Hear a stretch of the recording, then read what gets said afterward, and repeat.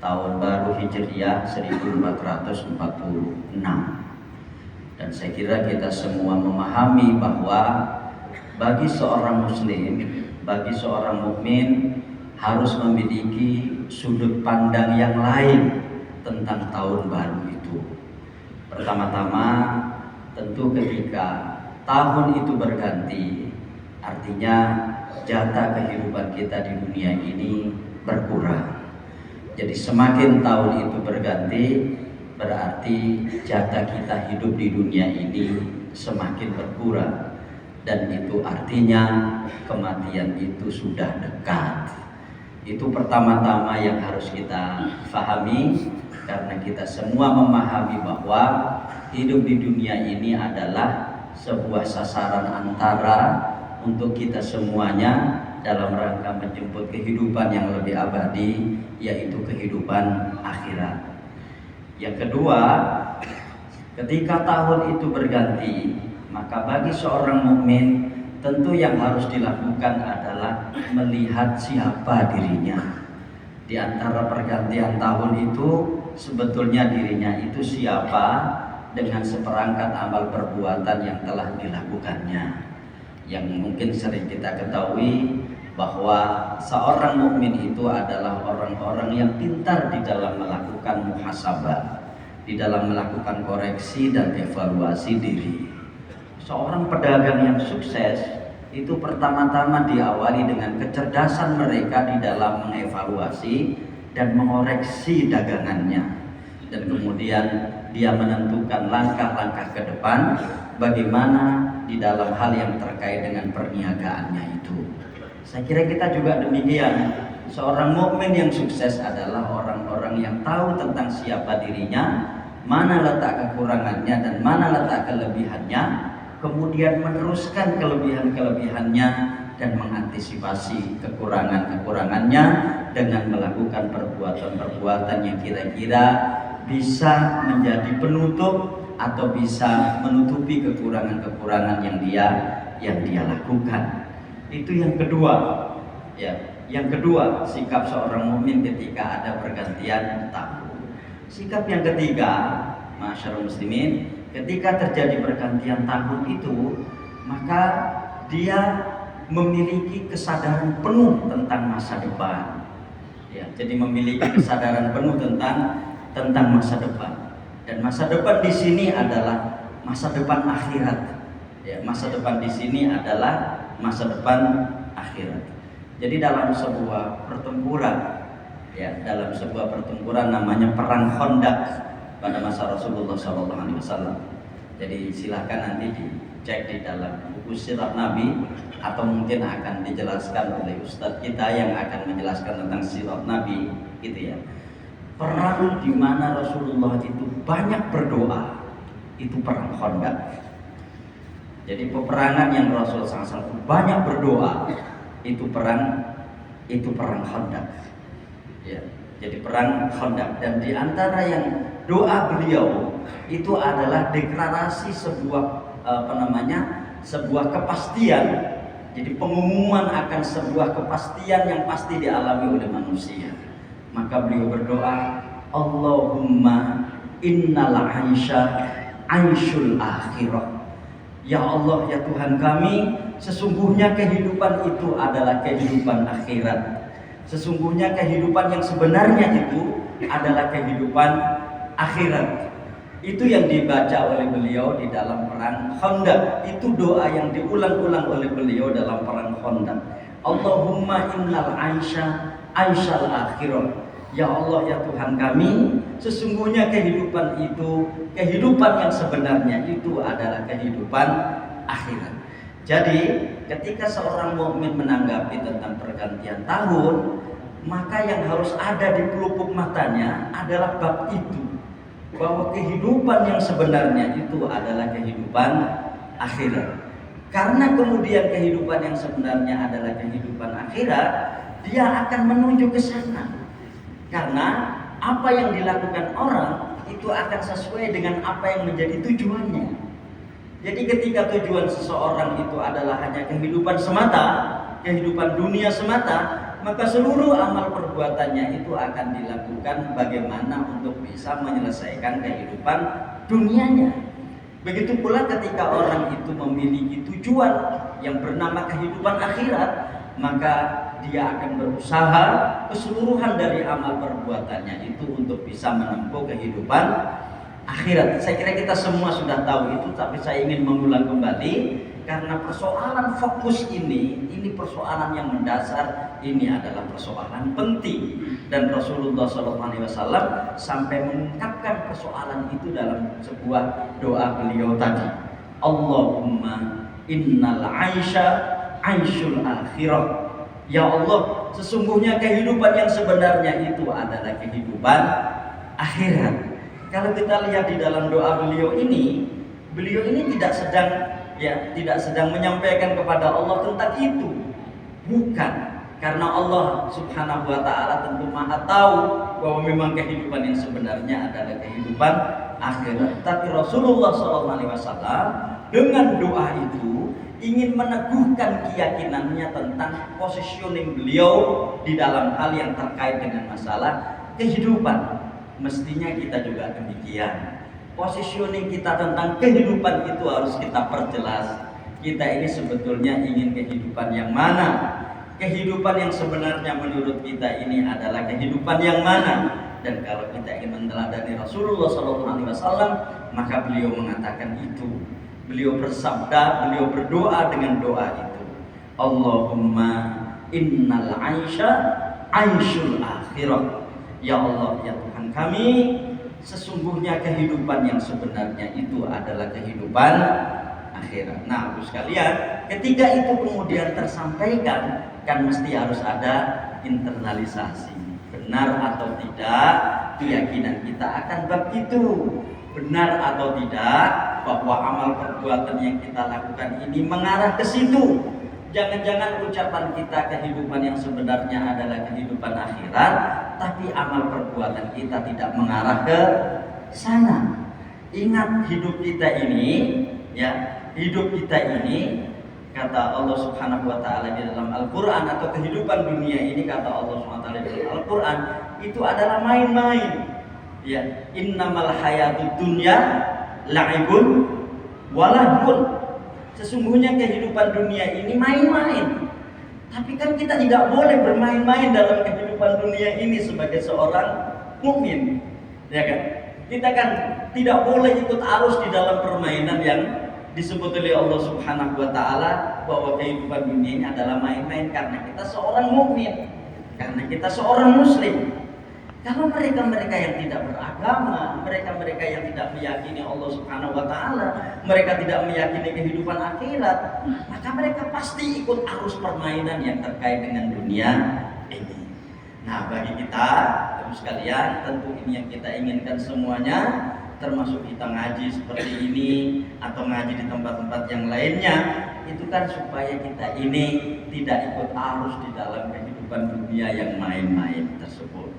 Ya, dan oleh karena itu fokus ke sana. Paling tidak 3 hal itu, Ibu sekalian, mari kita melakukan internalisasi dalam diri kita masing-masing ketika terjadi pergantian tahun, dan kita sekarang sudah memasuki tahun baru Hijriah, ya, 1446.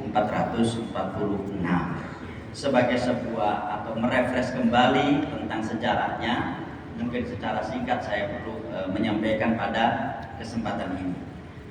Adalah seorang sahabat yang bernama Abu Musa al-Ash'ari.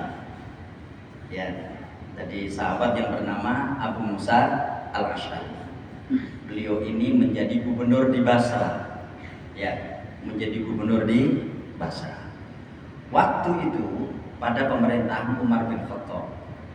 Dan ketika pada masa pemerintahan Umar bin Khattab tersebut, ya, itu sudah ada 2 kalender yang digunakan, ya kan? 2 kalender yang digunakan. Yang pertama adalah kalender Masehi, ya, kalender Masehi yang sekarang sudah di 2024. Dan yang kedua adalah kalender China.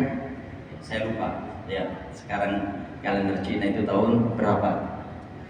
Tapi mereka tidak mau. Kaum muslimin tidak mau menggunakan tahun itu. Kenapa? Karena mereka sudah memiliki bulan. Mereka sudah memiliki bulan-bulannya, tahunnya yang belum ada. Berdasarkan firman Allah Subhanahu wa taala di surat At-Taubah ayat yang ke-36. Inna iddatasy syuhuri indallahi 12 syahran fi kitabillah yauma khalaqas samawati wal arda minha arba'atun hurum. Sesungguhnya jumlah bulan di sisi Allah Subhanahu wa taala itu ada 12. Ya, ada 12. Pada hari diciptakannya langit dan bumi, dan di antara bulan-bulan yang 12 itu ada 4 bulan haram.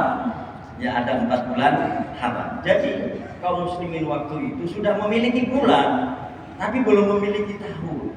Karena itu, ya sekalian, dan di kalangan bangsa Arab, ya pada waktu itu tahun itu selalu dikaitkan dengan peristiwa. Tahun itu selalu dikaitkan dengan peristiwa.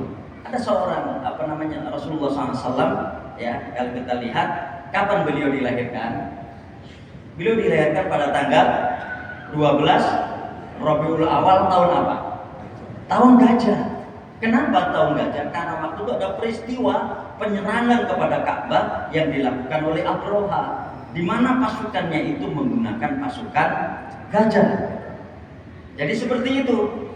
Ya, seperti itu. Jadi semua atau peristiwa-peristiwa penting itu dipakai sebagai tahun. Seperti Rasulullah SAW, ya bulannya tanggalnya jelas. Bulannya jelas, tahunnya adalah tahun di mana ada peristiwa penting yang terjadi pada saat Rasulullah SAW dilahirkan. Nah, seperti itu bangsa Arab waktu itu. Nah, si Abu Musa al-Asy'ari ini kemudian kirim surat kepada Umar bin Khattab yang intinya mengusulkan, ini saya sebagai gubernur, ya ketika membuat surat itu hanya ada ya tanggal dan bulan, ya tanggal dan bulan yang 12 itu, ya yang Muharram, Safar, Rabiul Awal, Rabiul Akhir, atau Rabiul Tsani, Jumadal Ula, Jumadal Tsaniyah, ya kemudian Rajab, Sya'ban, Ramadan, ya Syawal, Dzulqa'dah dan Dzulhijjah, hanya itu gitu. Tapi tidak ada tahunnya. Akhirnya Abu Musa al-Asy'ari ini mengusulkan kepada Umar bin Khattab dengan mengirim surat yang tidak pernah ada tahunnya itu. Umar faham, ya akan itu, karena itu kemudian beliau mengumpulkan 6 orang sahabat. Dan ke-6 orang sahabat ini adalah 6 orang sahabat dari 10 sahabat yang dijamin masuk surga. Untuk diajak bermusyawarah menentukan kalau seandainya membuat kalender sebaiknya dimulai dari mana. Nah, ke-6 sahabat ini adalah Utsman bin Affan, Ali bin Abi Thalib, Abdurrahman bin Auf, Talha bin Ubaidillah, Zubair bin Awam, dan Sa'ad bin Abi Waqqas. Ya, ini 6 orang sahabat yang dijamin masuk surga, ya di dalam hadis Bukhari. Akhirnya bermusyawarahlah ke 6 orang sahabat ini untuk menentukan kira-kira kalau membuat kalender itu dimulai dari mana. Ada yang mengusulkan dimulai dari kelahiran Rasulullah SAW, tapi itu tidak disepakati.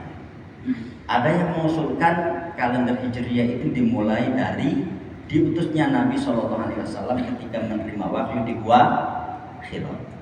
Itu pun tidak disepakati. Ada yang mengusulkan dimulai dari peristiwa Isra dan Mi'raj, karena itu peristiwa yang melegenda, ya peristiwa yang luar biasa. Ada yang mengusulkan dimulai dari wafatnya Rasulullah SAW. Akhirnya Ali bin Abi Thalib yang membuat usulan terakhir waktu itu mengusulkan agar kalender Islam atau kalender khilafah waktu itu dimulai dari hijrahnya Nabi SAW dari Makkah ke Madinah, ya dari Makkah ke Madinah, karena ini adalah peristiwa yang paling monumental dalam sejarah hidup Rasulullah SAW. Ya, itu alasan dari Ali bin Abi Thalib. Ini adalah peristiwa, makanya hijrah itu disebut oleh Ali bin Abi Thalib sebagai Yaumul Furqan. Ini adalah garis batas ini, ya antara Mekah dan Madinah, antara keyakinan ya Arab jahiliyah dengan keyakinan Islam. Begitu intinya. Dan karena itulah kemudian para ahli menyebut hijrah itu menjadi sesuatu yang monumental, karena ketika kaum muslimin hijrah dari Makkah ke Madinah itu tidak saja hijrah secara tempat, ya kan, dari Makkah ke Madinah, tapi hijrah secara substansi diri, paling tidak di 4 hal. Yang pertama-tama adalah hijrahnya keyakinan. Ya, hijrahnya keyakinan, dari keyakinan keberalaan paganisme menuju keyakinan tauhid. Ya. Yang pertama. Yang kedua adalah hijrahnya pemikiran, hijrahnya cara berpikir, dari cara berpikir taklid yang dilakukan oleh mereka bangsa Arab kepada cara berpikir ittiba. Ya, cara berpikir ittiba. Yang ketiga adalah hijrahnya syuur, hijrahnya perasaan, tauq, ya, rasa, ya, dari rasa jahiliyah menuju rasa Islam. Dan ini kan tidak gampang. Kenapa? Karena hijrahnya rasa ini nanti yang akan mengawali ketepatan hijrahnya perilaku pada poin yang keempat. Jadi hijrahnya perilaku, ya, hijrahnya suluk, hijrahnya moralitas, hijrahnya akhlak, dari akhlak tidak terpuji kepada akhlak yang terpuji. Dan ketika kaum muslimin waktu itu sekalian melakukan substansi keempat hijrah ini, itu tantangannya luar biasa berat, ya kan? Tantangannya luar biasa berat. Ya, apakah itu tantangan dari internal mereka sendiri atau tantangan dari luar?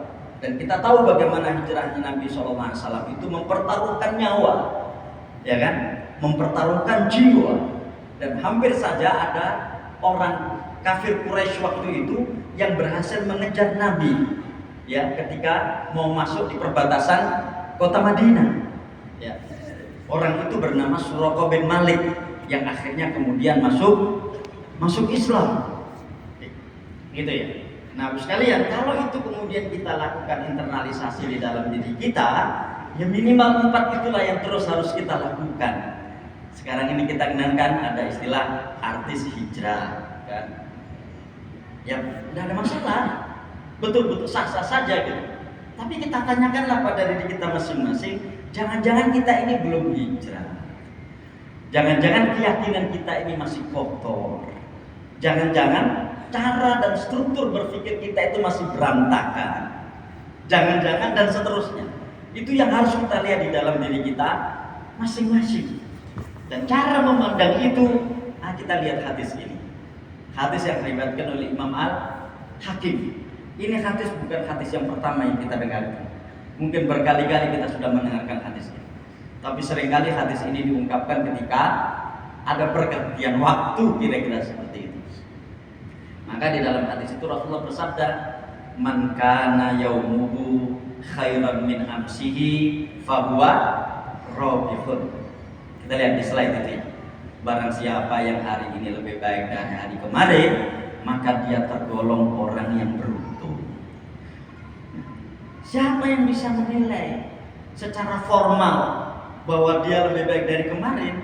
Ya dirinya sendiri. Ya, dirinya sendiri. Karena kebaikan di sini adalah kebaikan yang tidak selamanya diangkakan. Itu ya. Kalau anak sekolah itu kebaikannya ada di angka. Dulu ketika sekolah itu kan masih ada nilai dengan nilai merah. Sekarang kan sudah tidak ada. Kalau merah kemudian atau kalau kurang dari 50 atau kurang dari 60 melakukan remedi. Ya kan? Dulu ya sekalian, atau sekarang cara orang untuk menentukan naik kelas itu adalah ketika nilainya baik. Secara apa? Secara angka. Tapi hadis ini kan tidak di situ sebetulnya. Hadis di sini itu terkait dengan angka-angka substansial yang ada dalam diri kita. Dan yang bisa menilai siapa? Kita sendiri secara formal. Ya, secara formalitas kita sendiri, meskipun penilaian yang sesungguhnya itu hanya dari Allah Subhanahu wa taala. Tapi kan kita merasa, ya, kita merasa, tahun ini tahajudku kurang. Misalnya, tahun ini sholatku sering goda. Tahun ini aku jarang infak. Tahun ini, ya, dan seterusnya. Nah, itu kan ada, rasa begitu kan ada. Atau alhamdulillah tahun kemarin itu saya banyak melakukan hal-hal yang lebih baik daripada tahun sebelumnya. Makanya di sini, man kana yaumuhu khairan min amsihi fahuwa rabihun. Barang siapa yang hari ini lebih baik dari hari kemarin, maka ia tergolong orang yang beruntung. Wa man kana yaumuhu mithla amsihi fahuwa maghbunun. Dan barang siapa yang hari ini sama dengan hari kemarin, itu dia tertipu. Jadi sama antara kemarin dan hari ini, itu Rasulullah menyebut maghbun. Ya, maghbun itu maknanya orang yang, ya, orang yang tertipu. Ya, atau dalam bahasa lainnya merugi. Tapi kalau kita lihat di dalam kamus itu lebih tepatnya tertipu. Kenapa? Karena di saat kemarin dengan hari ini sama, itu kan berarti tidak ada peningkatan. Kalau tidak ada peningkatan, kan berarti orang ini tidak punya roadmap yang benar dalam kehidupannya, tidak punya langkah-langkah yang benar di dalam kehidupannya. Lu kok podo saiki karo wingi, ya kan? Kenapa Bu sekalian? Karena hidup ini manajemen sebetulnya, ya. Hidup ini manajemen, bisa dilakukan berbagai macam bentuk rencana. Ya, itu yang kedua. Wa man kana yaumuhu syarran min amsihi fahuwa mal'unun. Barang siapa yang hari ini lebih jelek daripada hari kemarin, ya, maka dia celaka. Artinya sama hari ini dan kemarin saja itu sudah tertipu. Apalagi hari kemarin lebih baik daripada hari ini. Ya, berarti kata Rasulullah, fahuwa mal'unun. Nah, cuma Bapak sekalian, ini mari kita lihat diri kita masing-masing. Saya kira masing-masing orang akan bisa meneropong siapa dirinya. Seringkali kita itu lebih detail, ya, di dalam mengevaluasi perniagaan atau perdagangan kita dibanding mengevaluasi diri kita, ya kan? Jadi kita ketika mengevaluasi dagang kita itu kan tercatat rapi kan, ya kan? Oh, ini modalku sak mini, begitu 1 tahun oleh sak mini, alhamdulillah aku padi. Itu kan detail, ya, kita catat itu. Buktinya ini barang sekarang lebih banyak. Buktinya para pembeli yang tercatat ini lebih banyak. Nah, alhamdulillah min dzalik sekalian, mari kita akui saja, ya, seringkali evaluasi kita, koreksi kita tentang komoditas perdagangan yang kita lakukan di dunia ini itu seringkali lebih detail, lebih teliti dibanding kita mengoreksi dan mengevaluasi diri kita sendiri. Kita akui saja. Artinya, kalau hadis ini kita pahami dengan baik, berarti kan kita melakukan evaluasi. Hadis ini tidak berlaku bagi orang-orang yang tidak bisa mengoreksi dirinya. Kapan orang itu tahu tentang hari ini lebih baik dari hari kemarin? Kapan? Ketika dia mengoreksi dirinya, sehingga kemudian muncul sebuah kesimpulan, alhamdulillah dino iki luwih apik timbangane dino wingi, kan begitu kan? Atau innalillahi wa inna ilaihi raji'un, ternyata hari ini sama dengan kemarin. Atau innalillahi wa inna ilaihi raji'un, ternyata hari ini lebih jelek daripada hari kemarin, kan begitu? Ya, artinya hadis ini sekalian, ini berlaku bagi kita yang melakukan evaluasi. Nah, jadi wong sing gak tahu ngoreksi yang lain, gak berlaku hadis ini. Kenapa? Dia gak tahu kok dia lebih baik atau tidak dari hari kemarin. Dia nggak tahu kok apakah hari ini sama dengan hari kemarin. Dia nggak tahu kok apakah hari ini lebih jelek dari hari kemarin. Kan begitu. Ya. Nah, ini mari kita lihat diri kita masing-masing. Bagus sekali. Dalam konteks global, ya kan? Seringkali kaum muslimin, dan ini juga mari kita lihat diri kita sendiri-sendiri juga, kemampuan kita di dalam melakukan koreksi itu memang lemah. Saya ingin mengambil contoh. Ya, mengambil contoh. Pada tahun 1897, bulan Maret kalau tidak salah, itu orang-orang Yahudi dari seluruh dunia berkumpul di sebuah tempat namanya Basel, Swiss. Ya, Swiss. Yang semalam dikalahkan Inggris ya. Piala Eropa. Saya lihat beritanya pagi tadi. Ya, jadi Swiss. Mereka berkumpul di sana. Dan keputusannya adalah 50 tahun lagi Yahudi harus sudah punya negara. Dan negara Yahudi itu ada di Palestina. Itu keputusan mereka. Kalau nggak salah yang memimpin rapat waktu itu namanya Theodor Herzl. Tolong dicek. Ya, kenapa? Ya, karena orang-orang Yahudi itu dengan berbagai macam kekalahan yang mereka lakukan di dalam perang-perang sebelumnya, mereka itu kemudian nggak punya negara. Mereka nomaden. Dan pertama kali orang-orang Yahudi itu nomaden itu pada masa Rasulullah SAW. Ketika mereka dikalahkan dalam perang Khaybar, sehingga mereka kemudian berantakan kemana-mana, ya. Dan akhirnya mereka berkumpul di sebuah tempat kota kecil yang namanya Basel, Swiss waktu itu. Mereka rapat, pokoknya kita harus punya negara. Ya. Diputuskanlah akhirnya 50 tahun lagi harus berdiri negara. Ya. Punya orang-orang Yahudi dan mereka sudah membidik tempat namanya Palestina. Kenapa Palestina dibidik?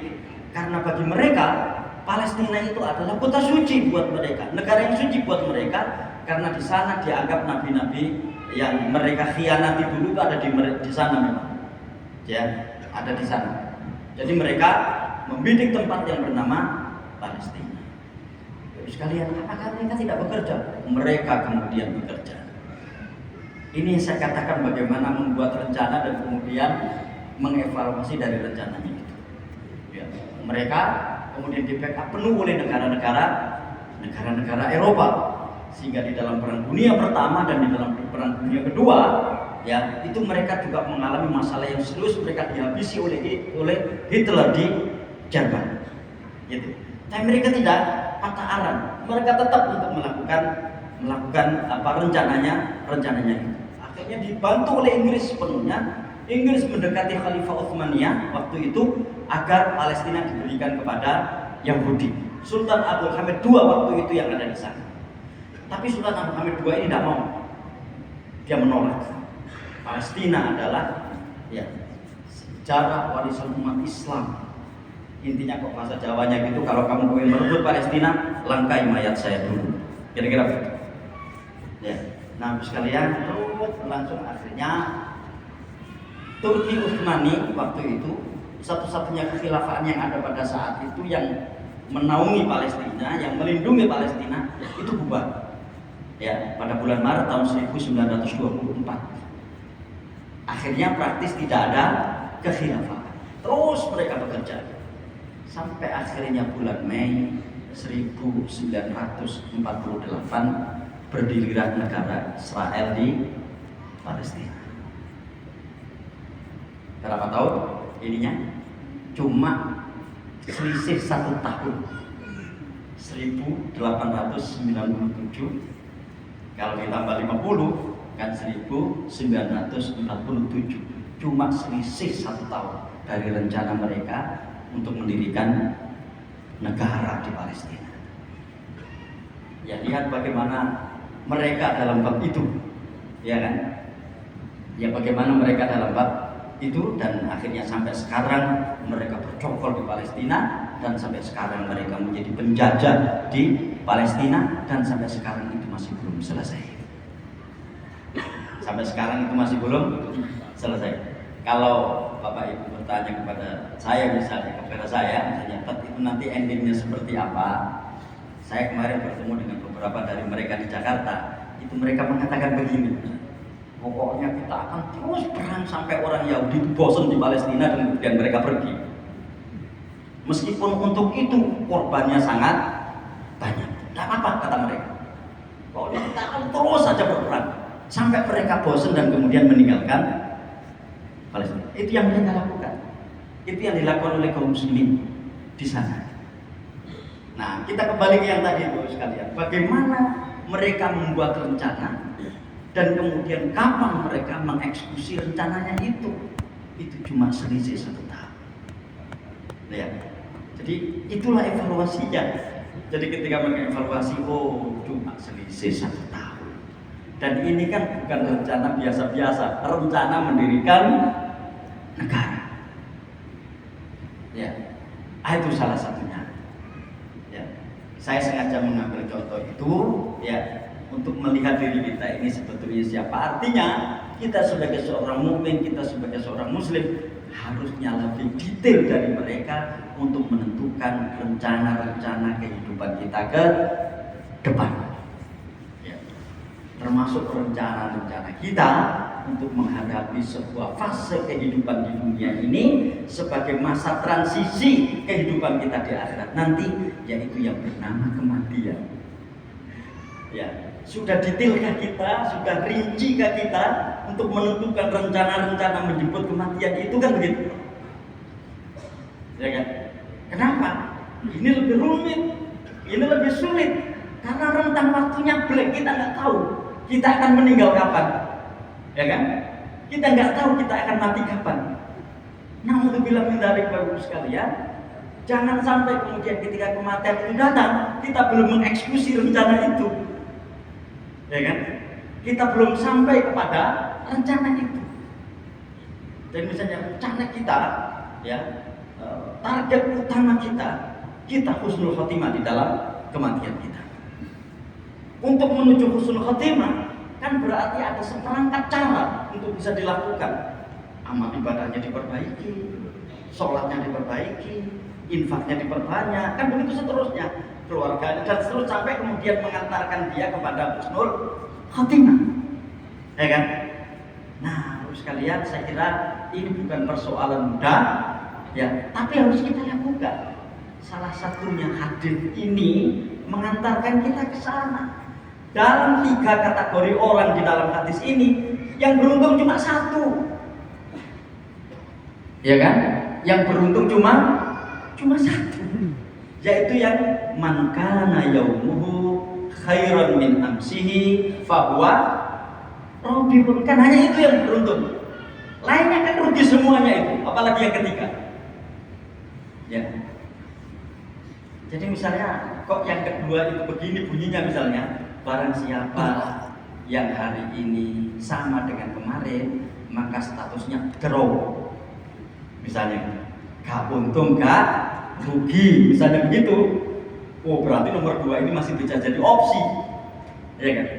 Tapi yang nomor 2 saja, di mana hari kemarin sama dengan hari ini atau hari ini sama dengan hari kemarin, Rasulullah mengatakan merugi. Rasulullah mengatakan tertipu. Apalagi yang hari ini lebih jelek dari hari kemarin, ya kan?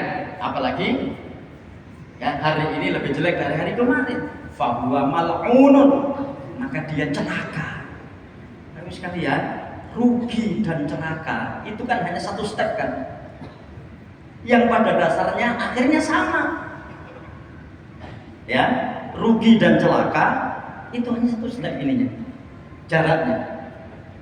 Ya, yang endingnya sama. Ya, na'udzubillah min dzalik, di neraka. Rugi dan celaka itu endingnya sama. Kelihatannya saja ungkapan bahasanya lebih ringan, kata-kata merugi dibanding kata-kata celaka, ya kan? Nah, itu sekali. Nah, oleh karena itu saya kira di bulan pertama, di bulan Muharram 1446 Hijriah ini, tentu dengan 3 pendekatan yang saya sampaikan di awal, saya ingin mengajak kita semuanya di dalam melakukan apa yang ada di dalam hadis ini. Nah, berikutnya Bapak sekalian, ada dua hal penting di dalam Islam itu untuk bisa menuju kehidupan yang lebih baik istilahnya, yaitu perpaduan antara doa dan ikhtiar. Kan pada dasarnya itu aja kan, cara kita menempuh kehidupan yang lebih baik di masa-masa yang akan datang itu adalah doa dan ikhtiar. Ya. Jadi bagaimana orang itu berikhtiar, berusaha, dan bagaimana orang itu berdoa. Karena inilah dua-duanya inilah yang akan menentukan.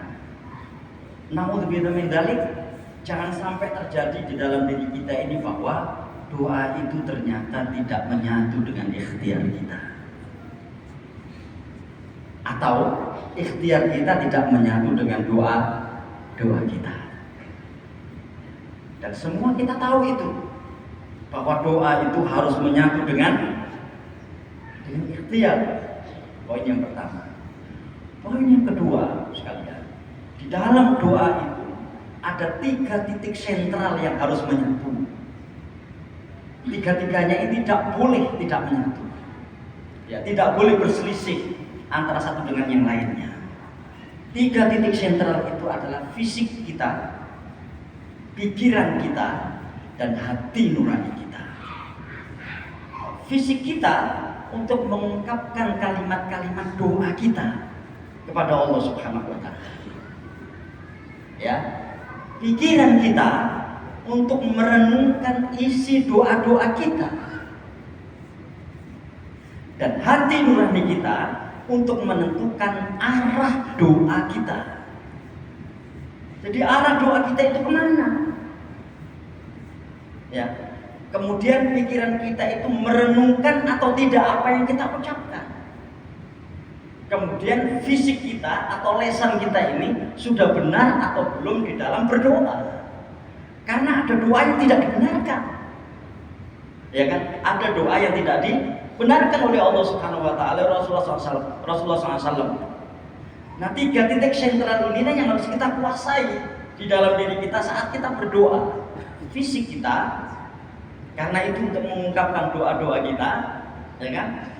Pikiran kita, karena itu untuk merenungkan doa-doa kita, dan kemudian hati nurani kita untuk menentukan arah doa kita. Ya, dipahami ya Bapak sekalian ya dalam bab ini. Meskipun doa-doa kita ini sudah kita lakukan, saya kira nggak ada kita ini yang tidak berdoa kan? Karena ketika kita melakukan sholat itu sendiri substansi utamanya adalah doa, ya kan? Tapi coba kita lihat diri kita masing-masing dalam bab ini. Jangan-jangan naudzubillah min dzalik, 3 titik sentral ini belum menyatu antara fisik kita, pikiran kita, dan hati kita. Inilah kemudian saya mencoba untuk membuat materi ini, ya, untuk menyampaikan materi ini sebagai pengingat buat diri saya sendiri dan untuk kita semuanya, ya. Dan ini juga bukan sesuatu yang baru. Mungkin kita sudah tidak menghitung berapa kali kita menerima materi tentang masalah doa. Nah, di dalam Islam Rasulullah SAW itu telah bersabda kepada kita tentang skema pengabulan doa. Jadi, ya, orang itu ketika berdoa kepada Allah Subhanahu wa Ta'ala, itu ada skema pengabulan doanya seperti apa? Ya, itu ini. Di dalam hadis yang diriwayatkan oleh Imam Ahmad, Rasulullah bersabda, "Ma min muslimin yad'u bi da'watin laisa fiha ithmun wala qati'atu rahimin illa a'tahu Allahu biha ihdatsalat." Ya.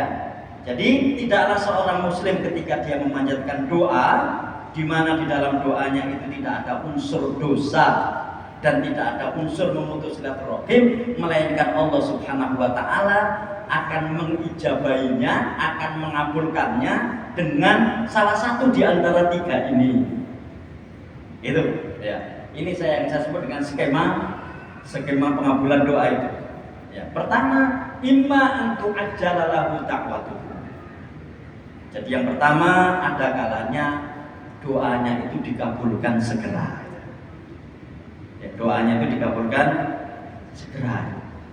Misalnya ketika dia berdoa agar hutangnya itu lunas, ya kan? Jadi makanya kemudian dia berdoa. Ya, banyak sih doa-doa tentang bagaimana supaya hutang kita itu segera lunas gitu ya. Kemudian saat itu sepekan kemudian atau beberapa hari kemudian tiba-tiba ada rezeki yang datang dan Allah Subhanahu wa taala mengabulkan rezeki itu dan karenanya kita bisa membayar hutang misalnya, atau yang lainnya. Ya. Yang kedua, wa imma an yudakhiraha lahu fil akhirah. Atau ada kalanya ya doa itu disimpan untuknya di akhirat. Maksudnya di sini adalah disimpan keutamaan dan pahalanya. Karena pada dasarnya orang berdoa itu berpahala. Pada dasarnya orang berdoa itu adalah satu cara efektif untuk membangun kedekatan antara dia dengan Allah Subhanahu wa taala. Dan kalau kita lihat, Bapak sekalian, orang yang paling dekat kepada Allah Subhanahu wa taala itu orang yang berdoa. Ya, orang yang dekat dengan Allah Subhanahu wa taala itu adalah orang yang berdoa. Ya, bahkan kalau kita lihat sholat itu disebut dengan mi'rajul mukminin. Sholat itu mi'rajnya kaum mukminin. Mi'raj kemana? Mi'raj menuju Allah Subhanahu wa taala, sebagaimana Rasulullah SAW mendapatkan amanah untuk sholat itu ketika melakukan mi'raj di Sidratul Muntaha. Misalnya gitu ya. Jadi wa imma an yudakhiraha lahu fil akhirah. Ada kalanya Allah Subhanahu wa taala ya menyimpan untuknya di akhirat. Maksudnya menyimpan doa atau menyimpan pahala dari doa itu. Intinya kalau rubine wong donga. Nah, kira-kira begitu. Yang ketiga, wa imma an yasrifa anhu minas su'i mithlaha. Atau ada kalanya dihindarkan dari keburukan yang semisal dengan apa yang dia minta. Artinya dia minta sesuatu, Allah tidak mengabulkan sesuatu itu, tapi Allah menghindarkan keburukan yang setara dengan sesuatu itu, yang setara nilainya dengan sesuatu itu. Nah ya, saya tidak tahu persis bahwa alam besar contohnya kira-kira begini. Dua anak loro, ya, sing didongakno keterima iku anak sing pertama, ternyata sing keterima anak sing kedua, misalnya begitu. Ya, kan ya karena saya ini pernah mengalami gitu ya, bagaimana dua anak saya itu bareng daftar kuliah misalnya, ya kan? Nah, itu kan kita berdoa untuk dua-duanya, tapi Allah Subhanahu wa taala mengabulkan salah satunya diterima dan salah satunya diterima di tahun yang akan datang, misalnya begitu. Saya nggak tahu apakah permisalan ini benar atau salah, tetapi orang akan merasakan ini. Oh iya, aku gak dikabulno dalam doa ini, tapi alhamdulillah aku dihindarkan Allah dari kejelekan atau keburukan yang lain misalnya. Ya. Jadi inilah ketiga skema tentang pengabulan doa itu. Artinya setiap orang dengan syarat-syarat doa yang telah dia lakukan, Allah Subhanahu wa taala akan mengabulkan doanya itu dengan tiga skema ini. Pertama, ya, dikabulkan doanya. Yang kedua, disimpan keutamaan dan pahala dari doanya itu di akhirat. Dan yang ketiga, Allah menghindarkan keburukan yang semisal atau yang senilai dengan sesuatu yang dia mohonkan tersebut. Nah, sekalian, sekarang kita sampai kepada judul itu. Nah, mohon maaf, ini mungkin bagi yang bisa membaca kitab, saya kira bisa dilihat ada kitabnya Imam Ibnu Qayyim namanya Al-Jawabul Kafi liman sa'ala anid dawa syafi, atau nama lain dari kitab itu adalah Ad-Da'u wad-Dawa, jadi penyakit dan obat. Nah, Ibnu Qayyim mengarang kitab, sudah ada terjemahannya. Nah, ini saya membawa hasilnya, saya bacakan ini sekalian sebagai penjelasan dari apa yang kita sampaikan dalam judul itu. Ad-du'a'u min aqwal asbab fi daf'il makruh. Doa itu adalah faktor terkuat untuk bisa menghalau bala, untuk bisa menghalau musibah, untuk bisa menghalau hal-hal yang sulit. Jadi doa itu adalah faktor terkuat untuk bisa menolak bala. Wa husulul matruh. Dan doa itu adalah faktor terkuat untuk bisa mencapai tujuan. Ya, untuk bisa mencapai tujuan. Jadi, apakah untuk menolak bala, apakah untuk sampai kepada tujuan yang kita inginkan, faktor terkuatnya itu dengan doa. Ya, faktor terkuatnya itu dengan doa. Walakin qad yatakhallafu atharuhu anhu. Akan tetapi kadang-kadang efeknya itu tidak ada. Ya. Jadi efek dari doa itu tidak ada. Kapan efek dari doa itu tidak ada? Itu ada 3 sekalian. Inilah yang perlu kita cermati sebetulnya. Pertama, imma lidhafihi fi nafsi. Ada kalanya doa itu secara substansial memang lemah. Doa itu secara substansial itu lemah. Bi an yakuna ya doaan la yuhibbullah. Kapan doa itu lemah? Maksudnya nilai doa itu lemah kapan? Ketika Allah tidak menghendaki doa itu. Ya, ketika Allah Subhanahu wa taala tidak mencintai, tidak menyukai doa itu. Apa contohnya doa yang tidak disukai Allah? Lima fihi minal udwan. Ketika di dalam doanya itu ada unsur permusuhan. Ya, apakah permusuhan bisnis, permusuhan sosial, atau permusuhan yang lain? Istilahnya itu dia ingin menang dengan mendoakan temannya kalah. Akhir-akhir itu. Ini sama-sama Muslim ya, sama-sama Muslim. Ya Allah, ini ku sami-sami kalau dagangan soto kali ini ku kok laris, kok mboten ya Allah. Jangan paling laris kula ya Allah dengan cara kanca kula niku mboten laris gitu. Kira-kira itu gampangnya. Sudah berdoa saja ya bahwa ya Allah mugi-mugi soto kula niku laris titik. Enggak perlu mendoakan ketidaklarisan temannya. Kira-kira begitu. Nah, kalau itu yang terjadi, doa ini posisinya lemah secara substansial di sisi Allah Subhanahu wa taala. Ya, sehingga antisipasinya jangan berdoa seperti itu. Kenapa? Karena doa itu mengandung unsur kedengkian. Ya kan? Ya Allah, mugi panjenengan paringi dagangan kula niki laris ya Allah. Dengan cara dagangan kanca kula niku mboten laris misalnya. Ya, itu kan ada unsur apa? Ada unsur kedengkian. Kenapa dia dengki? Karena temannya laris dia tidak. Titik sampai di situ, ya Allah mugi panjenengan paringi dagangan kula niki laris, titik. Sudah, enggak perlu mendoakan dagangan temannya tidak laris. Biasanya ketika doa seperti itu dilakukan, dia nanti juga akan melakukan upaya gimana supaya temannya tidak laris. Muncullah perbuatan-perbuatan tercela, disantet, ya kan? Diganggu dengan cara-cara yang tidak syar'i dan seterusnya. Karena memang kalau mengganggu orang kan tidak ada yang syar'i kan. Makanya di dalam Islam, dalam konteks apa saja, dalam kontestasi apa saja, kontestasi bisnis, kontestasi politik, kontestasi sosial, ada yang bernama fastabiqul khairat. Ya, sudah. Yang pertama. Yang kedua, wa imma lidhafil qalbi wa adami iqbalihi 'ala Allah wa jam'iyatuhu 'alaihi waqta du'a.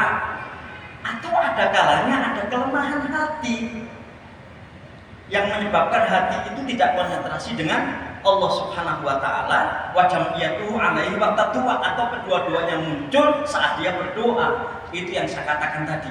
3 titik sentral itu tidak ketemu. Ya, fisiknya, pikirannya, hati nuraninya nggak ketemu. Inilah yang kemudian menjadikan banyak orang berdoa itu basa-basi. Ya, banyak orang yang berdoa basa-basi. Artinya dia itu sakjane gak ndonga, tapi mengucapkan kalimat-kalimat doa. Ya, jadi sebetulnya dia itu nggak berdoa, tapi dia ketoke ndonga. Lisan mengucapkan, tangan diangkat. Padahal sakjane dia gak ndonga. Kenapa? Pikirannya tidak hadir, hatinya tidak hadir. Nah ini peringatan buat saya sendiri dan kita semuanya, karena saya yakin khusus yang laki-laki ya, waktu khutbah Jumat misalnya. Jadi, sepanjang khutbah itu ya, karena memang yang khutbah itu sangat enak sekali sehingga sampai akhirnya terkantuk-kantuk kita. Begitu Allahumma fir lil mu'minina wal mu'minat, amin. Sepanjang khutbah ngantuk terus amin, sing diamini popo. Ya kan? Ayo sekali. Itu sebabnya kenapa di dalam sholat Jumat itu kan kita dianjurkan dengan keras agar apa? Agar kita datang ke masjid itu sebelum khatib naik mimbar, ya kan? Karena begitu kita datang setelah khatib naik mimbar, malaikat wis gak nyatet. Karena malaikat mendengarkan khutbahnya imam yang sedang berkhutbah. Nah itu maknanya apa? Maknanya supaya bisa mengikuti sholat Jumat dan khutbahnya itu dengan seksama. Ya, dengan seksama. Dan sekalian, kalau kita lihat di dalam hukum Islam ya, di dalam fikih itu ada perbedaan kan antara sholat Jumat dengan sholat Idul Fitri atau Idul Adha. Kalau sholat Jumat, khutbah dan sholatnya harus diikuti dengan seksama dan hukumnya wajib. Ya kan? Kalau Idul Fitri atau Idul Adha, ya itu kan ya meskipun kedua-duanya hukumnya sunnah, tapi yang diutamakan kan mengikuti sholatnya. Mendengarkan khutbahnya kan tidak harus. Saya nggak tahu persis apakah karena kita sudah banyak tahu ini sehingga ketika Idul Fitri itu kita sering pergi setelah sholat. Saya ketika ya mungkin ada yang cerita kepada saya, ya Ustaz di sana itu ada khutbah ini, tapi begitu khatib naik orang-orang pada buyar, mungkin mau ngibur rumbu, kalau apa-apa kan ngeringekno khutbah, kan itu aja husnuzon kita kan. Ya, dan khatib juga jangan ceramah enak, nggak usah begitu. Mereka mungkin sudah tahu itu bahwa tidak harus mengikuti khutbah. Barangkali saya nggak tahu. Tolong dicek di fikih tentang sholat Idul Adha dan Idul Fitri. Nah, kita kembali ke sini. Nah, ketika tidak hadir, ketika tidak menyatu antara fisik, pikiran dan hatinya, ya gimana Allah akan mengabulkan doanya? Yang berdoa saja tidak serius dalam meminta. Ya, kita nggak perlu jauh-jauh lah. Misalnya ketika ada anak kita yang meminta kepada kita, nggak sungguh-sungguh. Kalau ibu guyon nggak jauh menang. Kan kita kasih. Apalagi Allah Subhanahu Wa Taala. Kemudian kita buat mainan dalam doa-doa kita. Yang kedua. Yang ketiga, sekalian, dan ini yang harus kita antisipasi dari awal sebelum kita berdoa. Apa? Wa imma li husulil mani'i minal ijabat. Atau ada kalanya ada penghalang-penghalang yang menyebabkan doa itu tidak terkabul. Di sini disebutkan ini. Apa penghalang-penghalang doa yang tidak terkabul? Min aklil haram. Karena makan makanan yang haram. Kalau saya tidak salah ingat, saya pernah menjelaskan hadis itu. Jadi bagaimana ada orang yang busuk berdoa kepada Allah Subhanahu Wa Taala, ya dalam kondisi pakaiannya haram, dalam kondisi makanan yang dia makan haram. Kata Rasulullah, fa anna yustajabu du'ahu. Bagaimana mungkin doanya akan dikabulkan? Wong waktu donga itu sadurunge panganan sing dipangan itu haram, pakaian sing digawe haram, minuman yang diminum haram. Satu penghalang terkabulkannya doa. Wa dzulmu, kedzaliman. Makanya Bapak sekalian, yang diterima doanya oleh Allah Subhanahu wa taala itu adalah orang yang didolimi, bukan pelaku kedoliman. Sampai ada hadis wattaqi da'watal mazlum fa innahu laisa bainallahi wa bainahu hijab. Ya, takutlah kamu akan doanya orang yang didolimi, karena tidak ada lagi hijab antara dia dengan Allah. Maksudnya Allah akan mengabulkan doanya. Jadi yang dikabulkan adalah doanya orang yang didolimi. Otomatis pelaku kedoliman nggak dikabulkan. Ya, adzulmu. Kemudian yang ketiga, warinud dzunubi 'alal qulub, menumpuknya noda-noda dan dosa yang ada di dalam hatinya. Ada ayatnya di surat At-Tatfif atau Al-Mutaffifin.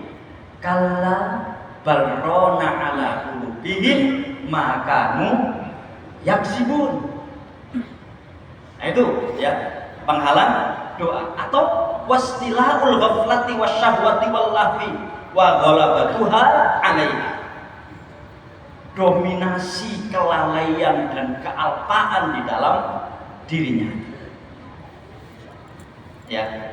Jadi ketika orang itu kemudian banyak berbuat maksiat sekalian, domo itu gak bisa konsentrasi. Ketika yang dimakan itu adalah makanan yang haram, ketika yang dipakai adalah pakaian yang haram, berdoa itu sulit konsentrasi. Itu kira-kira.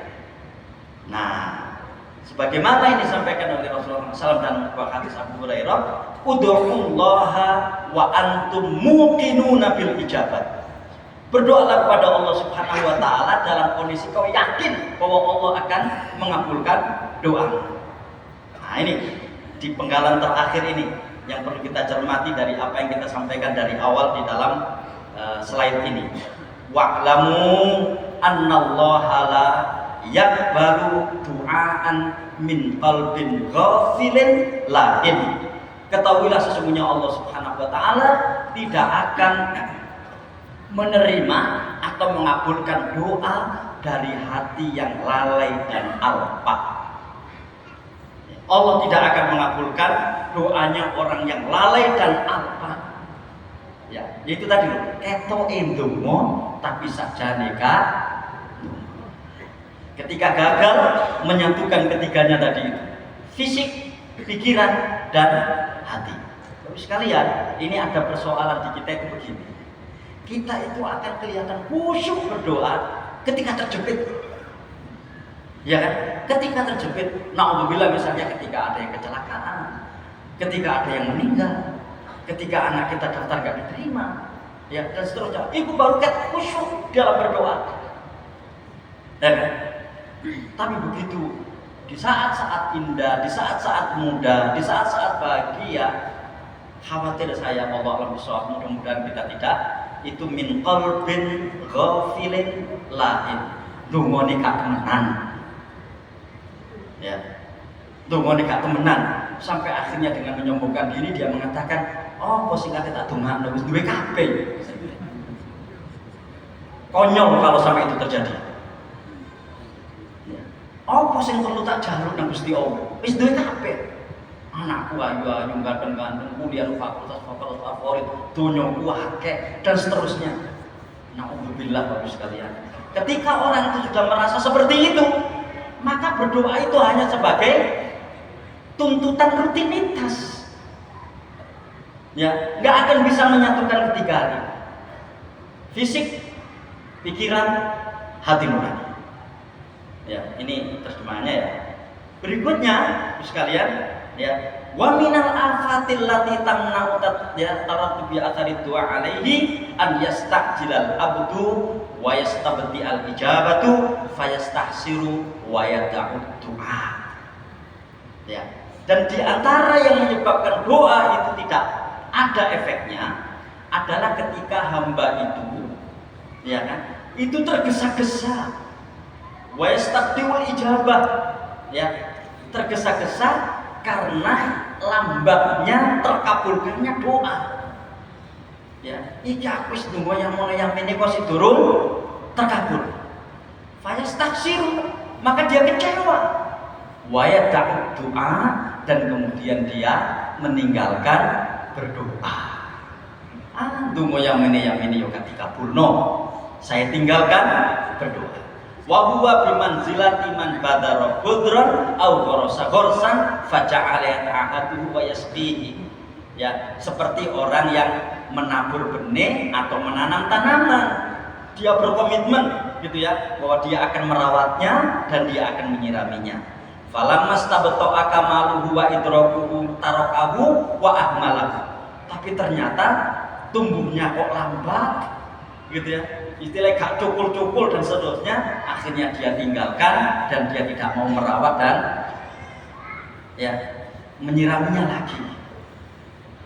Wabil Bukhari fi hadis Abu Hurairah, sekalian yang penting ya, qala Rasulullah SAW ya, yustajabu li ahadikum man lam yu'ajjal man lam yu'ajjil. Ya, kalian akan dikabulkan doanya asalkan kalian tidak tergesa-gesa. Ya dulu dia mengatakan, maksudnya yang berdoa ini mengatakan, tergesa-gesa itu seperti apa? Da'autu falam yastajib li. Aku ki wis ndonga tapi kok sik durung dikabul. Jelas kan? Ini hadis Bukhari. Ya, pada dasarnya kalian ini akan dikabulkan doanya manakala kalian tidak tergesa-gesa. Terus kalian dewek dongo ini kan seringkali seperti itu. Ya apa caranya saiki dongo menesuk di kabulno kan begitu kan? Gitu. Nah, ini itu semuanya. Karena itulah terus kalian saking pentingnya untuk menghindari doa yang tidak terkabulkan itu, sampai Rasulullah SAW ya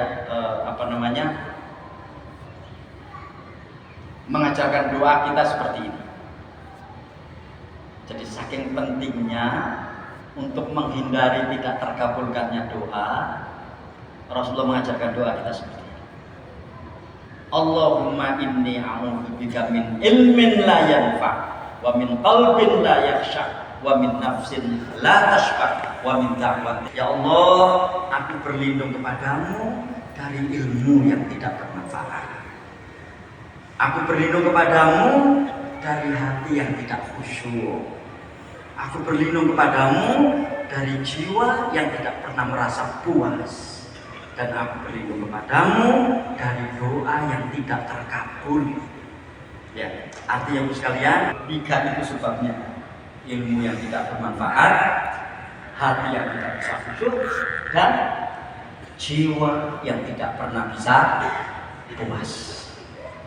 Assalamualaikum warahmatullahi wabarakatuh.